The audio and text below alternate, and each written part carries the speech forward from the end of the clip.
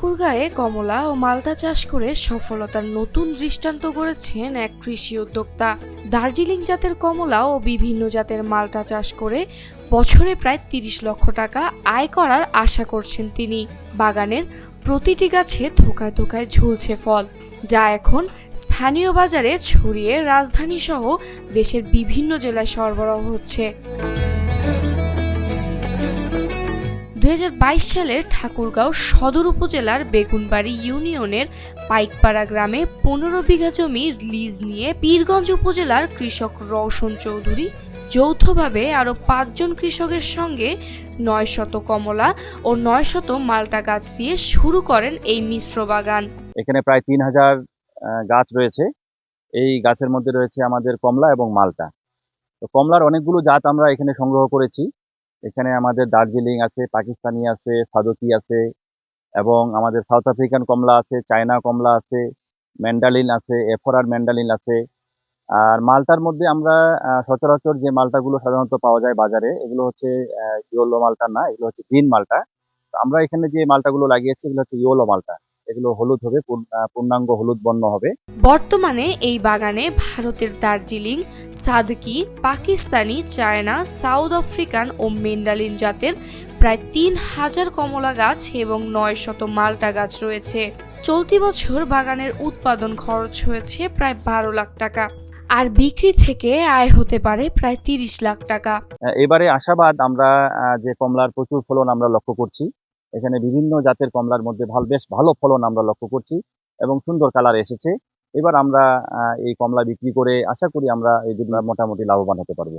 কৃষি বাগানের তথ্য অনুযায়ী ঠাকুরগাঁও জেলার ৭৯০টি বাগানে ১২৬ হেক্টর জমিতে বিভিন্ন জাতের মালটা এবং ৫৩টি বাগানে ৩৪ হেক্টর জমিতে কমলা বাণিজ্যিকভাবে চাষ হচ্ছে। এর মধ্যে দার্জিলিং জাতের ৭টি কমলা বাগান গড়ে উঠেছে এই জেলায়। এখানে আমি কাজ করি, আমি এখানে থাকি, এখানে অগ্রা ফোরা করি। ওই যে কমলা মালটার বাগানে এই যে ফল আছে, ওই ভালো ফল, এত সুস্বাদ খুব, যে নাকি যে কাজ করে আমার ওই সংসার চলে আমার। বাগান ঘুরে দেখা যায় প্রতিটি গাছে প্রচুর ফল ধরেছে। বাগানটি দেখতে প্রতিদিন ভিড় করছেন অসংখ্য দর্শনার্থী। আমরা এখানে কমলা ও মালটা বাগান দেখতে এসেছি, খুব সুন্দর লাগছে দেখে, অনেক বড় সাইজ হয়েছে, হলুদ হয়েছে, দেখতে খুব ভালো লাগতেছে। আমি মনে হয় যে ভারতের দার্জিলিং এ এখানে বর্তমানে অবস্থান করতেছি। আমার মনে হয় না যে আমি বাংলাদেশে দেখতেছি। এত সুন্দর মনোরম পরিবেশ দেখে খুব শান্তি লাগতেছে। আমি পীরগঞ্জ থেকে এখানে বেড়াতে এসেছি। এখানকার গাছের রং এবং গাছের যে ফলের যে রং এবং সাইজ দেখে আমি অবাক হয়ে গেছি এবং এটার এটাতে দেখে আমার মনে হচ্ছে যে আমি এখন বাংলাদেশে আছি না কি বাইরের কোনো দেশে আছি। দার্জিলিং এ আছি। আমি হচ্ছে এখানে ইউটিউবে দেখেছিলাম বা টিভিতে দেখেছি অনেক সময় যে বাইরের দার্জিলিং এর যে মালটা বাগানগুলো আছে সেখানকার কমলাগুলোর যে রংগুলো হয় সে রং এখানেও হয়েছে। এটা দেখে আমি খুব অবাক হয়েছি। কমলা সুন্দর কালার, এখানকার বাগানও সুন্দর। এখানে এসে আমাদেরকে খুব ভালো লাগতেছে। মনে হচ্ছে আমরা আজকে এখানে বাংলাদেশে না, ভারতের দার্জিলিং এ অবস্থান করতেছি। এখানকার সব দিকে গাছের চেহারা, ফলের কালার সব দিক থেকেই ভালো। এখানকার মালটা বাগানের মালটাও খেতে খুব সুস্বাদু। আপনার কমলাও আছে, কমলাও খেতে খুব সুস্বাদু। আমি পীরগঞ্জ থেকে এখানে কমলা ও এবং মালটার বাগান দেখতে এসেছি। দেখে আমার অনেক ভালো লাগছে যে এই যে মালটার যে কমলার যে কালার দেখে আমার খুবই ভালো লাগছে। আমার মনে হচ্ছে না যে এগুলা বাংলাদেশে এরকম আবাদ হওয়া সম্ভব। বাগানেই বিক্রি হচ্ছে দার্জিলিং জাত সহ বিভিন্ন জাতের কমলা ও মালটা।